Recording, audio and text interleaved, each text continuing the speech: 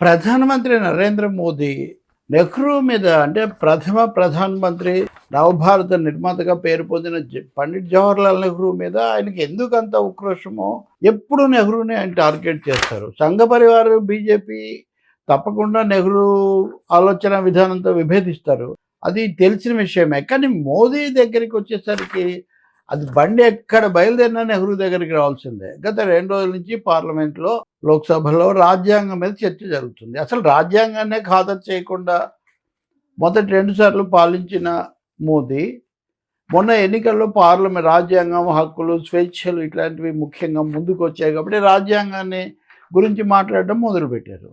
రాజ్యాంగం మీద ఇలా తలపెట్టి మరీ ప్రమాణ స్వీకారం తర్వాత ఇదంతా అంతకుముందు 2 సార్లు చేయలేదే. అలాగే కొత్త పార్లమెంట్ న్యూ విస్తా అదని కొత్త పార్లమెంట్ భవనం కట్టించారు, చాలా హడావుడి చేశారు. కానీ అక్కడ సింగోల్ పెట్టారు, రాజ్యాంగం ఎక్కడ లేనిది. కానీ రాజ్యాంగాన్ని గురించి ఏమి అక్కడ పెద్ద గొప్పగా ఏం చెప్పలేదే. అందువల్ల రాజ్యాంగం అని ఇప్పుడు వాళ్ళు మొదలు పెట్టడం, ఇంకోవైపున రాజ్యాంగం చెప్పే లౌకిక తత్వము, సమాఖ్యతత్వం అన్న వాటి మీద దాడి చేయడం చాలా ప్రత్యక్షంగా కనిపిస్తుంది. ఈ సభలు సమావేశాల్లోనే జమిలి ఎన్నికల బిల్లు తెస్తా ఉంటున్నారు. మనది సమాఖ్య విధానంలో రాష్ట్రాలకు కేంద్రానికి వేర్వేరు నియమాలు లేదా ఇవన్నీ ఉన్నప్పుడు అసలు 2 జాబితాలే ఉన్నాయి రాజ్యాంగంలో, కేంద్ర జాబితా, రాష్ట్రాల జాబితా, ఉమ్మడి జాబితా. ఈ 3 ఒకటే జమిలిగా వెళ్ళాలని ఎలా అంటున్నారు? అంటే ఏదో ఒక విధంగా రాష్ట్రాల మీద ఆధిపత్యం తెచ్చుకోవాలి, రాజకీయ ప్రత్యర్థులను ఎదుర్కోవాలి, విమర్శకులను అణిచేయాలి. ఇదే ఎజెండా, ఇంకా వేరే ఏం లేదు. దీనికి మొదట్లో నెహ్రూ కాలంలో, తర్వాత చాలా కాలం పాటు అనుసరించిన లౌకిక విధానము, ఉదారవాద విధానము, స్వేచ్ఛ ఇట్లాంటివన్నీ ఆటంకంగా ఉంటాయి. అలాగే ఆధునికత, అభ్యుదయం ఇలాంటివి అసలు నచ్చవు. కాబట్టి దీనికి ఏదో పెద్ద పెద్ద మాటలతో దేశం ఏదో దూసుకుపోతుంది కాబట్టి ఇవన్నీ ఉండకూడదు ఈ పద్ధతిలో. ఈరోజు ఆయన పార్లమెంట్లో మాట్లాడారు సమాధానం అని. సరే, రాహుల్ గాంధీ మాట్లాడారు, అంత ప్రియాంక గాంధీ కూడా మొదటిసారి లోక్సభలో మాట్లాడారు, బాగానే జరిగింది అదంతా. ప్రధానమంత్రి గారు ఏం మాట్లాడతారు? నెహ్రూ అని అసలు రాజ్యాంగాన్ని వమ్ము చేయాలనుకున్నారు, వీళ్ళందరూ రాజ్యాంగాన్ని గుప్పిట్లో పెట్టుకున్నారు, రాజ్యాంగాన్ని మార్చడం వీళ్ళకి ఒక వ్యాధిలాగా మారింది, ఇవి ఆయన చెప్పేది. నెహ్రూ అసలు భావ ప్రకటన స్వేచ్ఛ అనేదాన్ని తీసేయాలనుకున్నారు. వీటికన్నిటికీ ఆధారాలు అసలు నెహ్రూ ఎన్నికైన ప్రధానే కాదట. ఇది ఎంత ఘోరం అండి. నెహ్రూ అసలు ఆయన బతికుంటే ఆయనే అవుతూ ఉంటాడు అని అంటున్న కాలంలో ఆయనే తన గురించి తను విమర్శ చేసుకున్న రోజులు ఉన్నాయి కావాలంటే. కానీ నెహ్రూను చెడ్డగా చిత్రించడం అన్నది వీళ్ళకు ఉన్నటువంటి ఒక పెద్ద జాడ్యం, ఒక వ్యూహం కూడా. సో నెహ్రూ రాజ్యాంగాన్ని అసలు వమ్ము చేయాలనుకున్నాడు. ఇందిరాగాంధీ ఎమర్జెన్సీ పెట్టారు, ఎమర్జెన్సీని ఓడించారు ప్రజలు. తర్వాత మళ్ళీ వచ్చారు, మళ్ళీ ఏం పెట్టలేదు.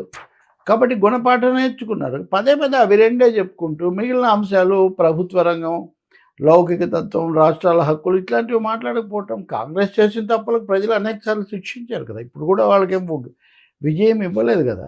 కాబట్టి ఇందిరాగాంధీ గాంధీ కుటుంబాన్ని విమర్శించే పేరుతో ప్రజాస్వామ్యం, లౌకిక తత్వం వీటి మీద దాడి చేయటము. రెండవది నెహ్రూను విమర్శించే పేరుతో స్వాతంత్ర పోరాటం నాటి లౌకిక ప్రజాస్వామిక వారసత్వం మీద దాడి చేయటం. ఇది మోదీ యొక్క ప్రధానమైన వ్యూహంగా ఉంది. ఇప్పుడు వాళ్ళు జమిలి ఎన్నికలు పెట్టాలంటే రాజ్యాంగం స్ఫూర్తి దెబ్బతింటుంది. కాబట్టి ముందు రాజ్యాంగం మీద దాడి చేయాలి, దానికోసం ఈ చర్చ. ఈ సభలో అంటే ప్రధానమంత్రి గారు 11 సూత్రాలు, తీర్మానాలు చేయాలని చెప్పారు. ఎంత ఊకదంపుడు అంటే ఇవి.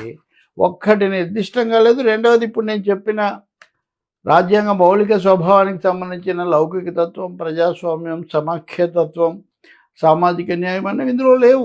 ఏమిటంటే 11, everyone should fulfill their duties be it the government or citizens. ప్రభుత్వం అయినా పౌరులైనా తమ విధి నిర్వహించాలంటారు. ఇది సూత్రం. Inclusive growth to ensure the vision of సబ్కా సాత్ సబ్కా వికాస్. ఈ సబ్కా సాత్ సబ్కా వికాస్ అని ఆయనదో మంత్రం ఉంది కదా. కాబట్టి సమ్మిళిత అభివృద్ధి మార్గం తీసుకోవాలి అని. సబ్కా సాత్ ఇక్కడ మీరు గుర్తించాలి. Stress is not on poor, zero tolerance towards corruption, zero అవినీతి పట్ల అసలు సహించకూడదు.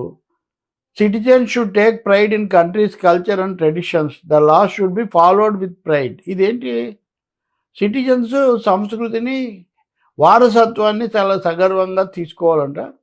వాళ్ళు తప్పకుండా చట్టాలకు లోబడి ఉండాలంట. ఇది లేకుండా అసలు ఏ దేశమైనా, ఏ రాజ్యాంగమైనా ఎలా ఉంటుంది? కానీ సంస్కృతి, సాంప్రదాయం దేశం యొక్క అన్నప్పుడు ఏది సాంప్రదాయం? బీజేపీ, ఆర్ఎస్ఎస్ చెప్పింది సనాతనవాదమే సాంప్రదాయమా? కాదు. ఆధునికత కూడా దేశానికి 75 ఏళ్ళయింది రాజ్యాంగము అని చెప్పుకుంటూ ఇంకా మనం సనాతనమే అదే అన్నట్టు అదే ట్రెడిషన్ అంటేనే అదే అనే భావన వీళ్ళది. To free one self from the colonial mind set. వలస కాలపు ఆలోచన ధోరణి నుంచి బయటపడాలి. ఏంటి దీని అర్థం? వలస కాలపు దాని నుంచి బయటపడటం అంటే అంతకంటే తదుపరి ముందుకు రావటమా, లేదా అంతకంటే వెనక్కున్న ప్రాచీన కాలంలోకి పోవటమా? ఇది చాలా కీలకమైన ప్రశ్న. సనాతనత్వము, ఆధునికత్వము ప్రశ్న ఎక్కడొస్తుందంటే విదేశీ విధానాలు వీటి మీద పోరాడద్దాం అప్పటి పద్ధతి, కానీ దానికంటే వెనక్కి వెళ్ళాలి అనేది అది ఎలా కుదురుతుంది? To free the countries politics from family rule, ఇది కూడా ఒక తీర్మానం. ఫ్యామిలీ రూల్ నుంచి తప్పించాలి అని. ఇప్పుడు ఫ్యామిలీ రూల్ అని ఎవరు చెప్తారు? ప్రజలు అనుకున్న వాళ్ళే కదా ఎక్కడైనా పాలిస్తున్నారు. ఒకటే కుటుంబం వాళ్ళు ఉంటే ఉండొచ్చు కాక, అంటే ఉండకూడదని. Respect the constitution and prevent the misuse for personal gains, ఇది ఒక తీర్మానం. చూడండి, ensure reservations are not snatched away from those who already have it and avoid religion based reservations.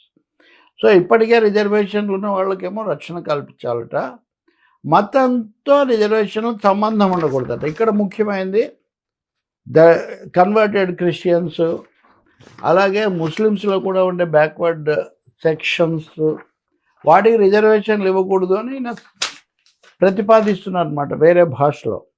India should lead by example for women lead growth, మహిళల యొక్క అభివృద్ధిలో భారతదేశం ఆదర్శంగా ఉండాలి. ఎన్నిసార్లు ఘోరంగా మాట్లాడింది ఎవరు? మహిళలు అసలు ఉద్యోగాలు చేయకూడదన్న వాళ్ళు ఉన్నారు, న్యాయమూర్తులు కూడా. రాత్రిపూట తిరగకూడదు, ఫలానా బట్టలు వేసుకోకూడదు, ఇవన్నీ చెప్పింది వీళ్ళే కదా. మహిళలకు సమానత్వం, దానికి సంబంధించి మన ధర్మశాస్త్రానికి తిరిగి వెళ్ళాలంటే ఈ స్త్రీ స్వాతంత్ర అర్హత ఇలాంటివి వచ్చేది ఎక్కడి నుంచి? కుల వ్యవస్థ, వర్ణ వ్యవస్థ వచ్చేది ఎక్కడి నుంచి? ట్రెడిషన్లో ఇవన్నీ లేవా? States ensure India's development, ensure the countries development goes hand in hand with the development of states. ఇక్కడ చూడండి, రాష్ట్రాలకు తోడ్పడాలి, రాష్ట్రాలకు భారం ఎక్కువ, వనరులు తక్కువగా ఉన్నాయని ఘోషిస్తూ ఉంటే ఉన్న అధికారాలు కూడా లాక్కుంటున్న పరిస్థితి. ఒకవైపు కేంద్రం పెత్తనం ఉంటే ఈయనేమంటారు? దేశం యొక్క మొత్తం అభివృద్ధి రాష్ట్రాలు చూసుకోవాలట, దృష్టిలో పెట్టుకోవాలట. దేశం రాష్ట్రాలు అభివృద్ధి చెందే విధంగా చూడాలట. ఇది ఎలా జరుగుతుంది? ఇప్పుడు రాష్ట్రాలు ఏమన్నా దేశానికి అడ్డుపడుతున్నాయి? ఎక్కడన్నా ఒక్క ఉదాహరణ చూపిస్తారు అక్కడ? అంటే మేము చెప్పినట్టు వినాలి అని. టీమిండియా కెప్టెన్ నేను, ఏక్ భారత్ శ్రేష్ఠ భారత్ యాజ్ అవర్ గోల్. ఇవన్నీ ఊకదంపుడు కార్యక్రమం తప్ప ఇందులో ఇందాక నేను చెప్పిన సామాజిక న్యాయం, లౌకిక తత్వం, సమాఖ్యతత్వం ఇవేమి లేవు. స్వావలంబన లేదు. అలాగే యువత, ఉపాధి, సంపద ఈ పంపిణీ ఇట్లాంటివి ఏమీ లేవు. కాబట్టి ఇది పూర్తిగా ఒక సనాతనత్వము, సంపద పుష్కలంగా ఉన్న వర్గాలకు, కార్పొరేట్ వర్గాలకు సేవ చేసే పరోక్ష సూత్రాలు ఆయన చెప్తూ ఉన్నారన్నమాట. ఇంకా అంతకంటే ఏం లేదు. వీటి మీద ఎలాగో చర్చ జరుగుతుంది అనుకోండి.